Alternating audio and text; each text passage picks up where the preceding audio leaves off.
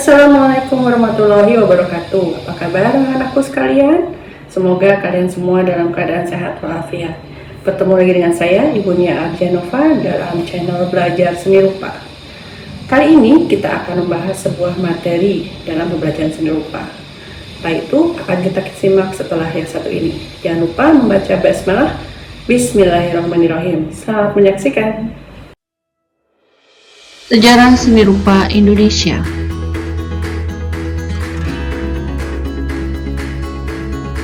Perkembangan sejarah seni rupa di Indonesia dibagi menjadi beberapa bagian. Yang pertama, seni rupa prasejarah. Yang kedua, seni rupa Hindu-Buddha. Yang ketiga, seni rupa zaman Islam. Dan yang terakhir, seni rupa modern.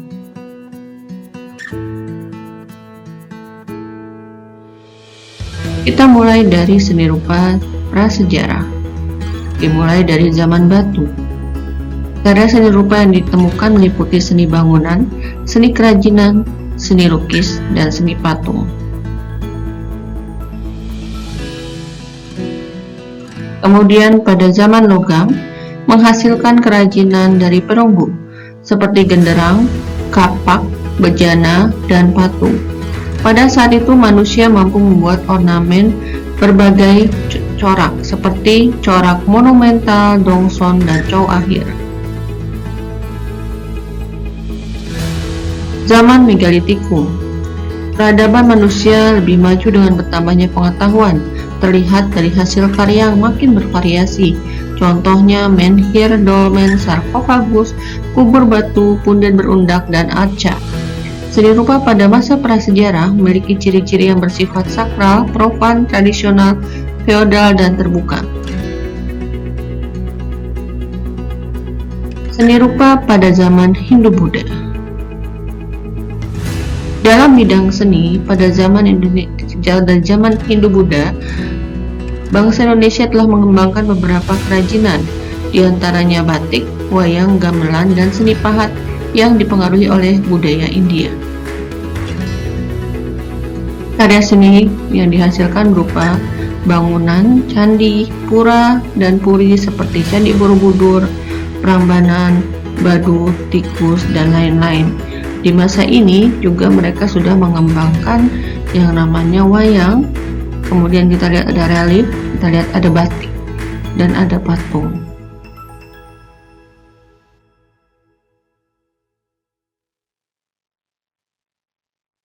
Seni rupa zaman Islam. Agama Islam dibawa oleh para pedagang dari India, Persia, dan Cina yang menyebarkan ajaran Islam sekaligus memperkenalkan kebudayaan masing-masing sehingga muncul akulturasi budaya. Agama Islam diperkenalkan oleh para empu sebagai sarana untuk mengabdi kepada raja atau sultan, sedangkan para wali berperan dalam mengembangkan seni di masyarakat dengan media dakwah. Karya seni rupa yang dihasilkan pada zaman Islam meliputi seni bangunan yang terdiri dari masjid, istana atau keraton, makam. Sedangkan seni hias dan seni kaligrafinya mempunyai ciri tersendiri. Seni hias Islam mempunyai ciri dengan menghindari penggambaran makhluk hidup secara realistis yang kemudian dibuat stilasi atau digayakan dengan deformasi atau disederhanakan. Biasanya bentuk yang diambil adalah bentuk tumbuh-tumbuhan. Sedangkan pada kaligrafi atau seni khat adalah seni tulisan indah yang menggunakan bahasa Arab yang disebut dengan khat sebagai bentuk simbolis dari rangkaian ayat-ayat suci Al-Quran. Nah, ini adalah contoh dari peninggalan seni rupa pada masa Islam. Kalian bisa lihat ada masjid yang bangunannya paling atas itu memang tidak sepenuhnya langsung menjadi kubah. Biasanya masih berbentuk limas. Kemudian di bawahnya ada makam, dan yang terakhir ada kaligrafi paling bawah. Kita masuk ke seni rupa modern, di mana seni rupa modern Indonesia terbagi atas beberapa masa, yakni Yang pertama adalah masa perintis seni rupa baru Indonesia. Raden Saleh adalah tokohnya, orang pribumi yang mampu melukis dengan gaya barat, baik dari segi alat, media, maupun teknik dengan penggambaran yang natural. Raden Saleh banyak mendapat bimbingan dari pelukis Belgia dan pelukis Belanda. Yang kedua adalah masa seni lukis Hindia Molek. Julukan Hindia Molek diberikan oleh S. Sujoyono karena yang dilukiskan hanya keindahan alam saja. Yang berikutnya adalah masa Persagi atau Persatuan Ahli Gambar Indonesia. Tujuan dari kelompok Persagi adalah untuk mencari corak seni yang baru. Pemahaman melukis tidak hanya pemandangan sawah, sungai, pantai, dan gadis cantik. Artinya membuat karya seni sesuai dengan realita tanpa ada pembagusan objek.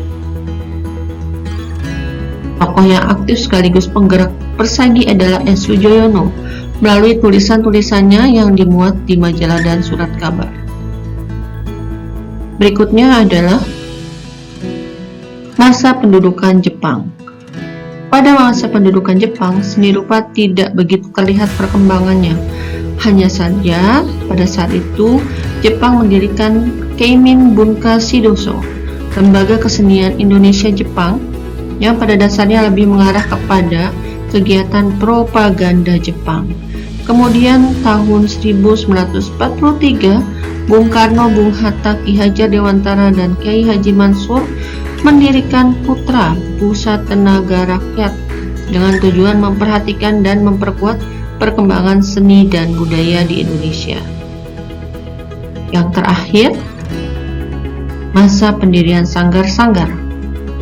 Tahun 1950, dengan munculnya lembaga pendidikan kesenian formal seperti Akademi Seni Rupa atau ASRI Yogyakarta dan Balai Perguruan Tinggi Guru Gambar Bagian Seni Rupa ITB, sekitar tahun 1975 muncullah karya-karya seni rupa baru yang tidak lagi dapat disebut sebagai seni lukis dalam arti umum dan merupakan sikap pemberontakan terhadap kemapanan seni dan seniman yang ada. Baik, terima kasih. Dari hari ini sekian. Saya pamit undur diri. Assalamualaikum warahmatullahi wabarakatuh.